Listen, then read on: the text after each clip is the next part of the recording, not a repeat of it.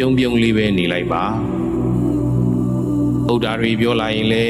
ဟုတ်နေတာကိုဆိုပြီးပြုံးပြုံးလေးပဲနေလိုက်ပါဒါဟာတီးခံလိုက်တာ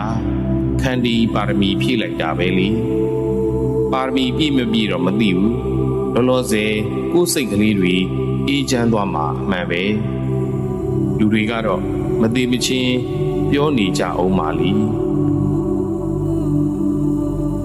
ဘဝရဲ့တန်ဖိုးဆိုတာဘယ်လောက်ရုပ်ချောတယ်ဘယ်လောက်ဥစ္စာပေါ်တယ်ဘယ်လောက်အသက်ရှိတယ်ဘယ်လောက်ချမ်းသာတယ်ဘယ်လောက်အချမ်းရံပေါ်တယ်ဘယ်လောက်ဂုဏ်ထူးတွေရှိတယ်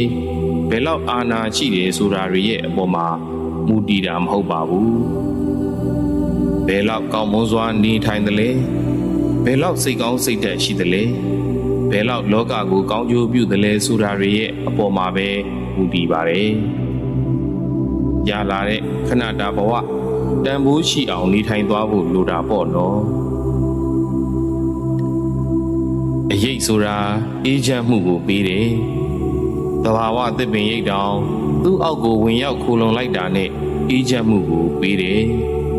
အပွင့်အသီးတွေမဝေးအပွင့်အသီးတွေနဲ့အကျိုးမပြုနိုင်ခဲ့ရင်တော့သူ့ရဲ့အရေးနဲ့အေးမြစေတယ်ဆရာဆိုတာအသည့်တွေ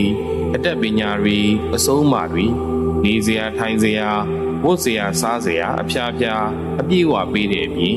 သူ့ရဲ့ကြီးမားတဲ့မေတ္တာရိပ်ကရုဏာရိပ်ကြီးနဲ့ဖြန့်မိုးပေးထားတာလीနောက်ဆုံးဘာမှမပေးနိုင်တဲ့အခြေအနေရောက်တဲ့အထိအောင်ဆရာရှိနေသေးတယ်ဆိုတဲ့အသည့်လေးနဲ့အေးချမ်းရတယ်လीအေးရတယ်လေနေပြီးချောင်းလေးဟန့်နေသေးချောင်းတန်လေးကြားနေရသေးရင်တော့တပည့်တွေကိုအားရှိစေတာဆရာအရေးကတန်ဖိုးဖြတ်လို့မရတဲ့မေ့လို့မရတဲ့အရေးကြီးပါပဲ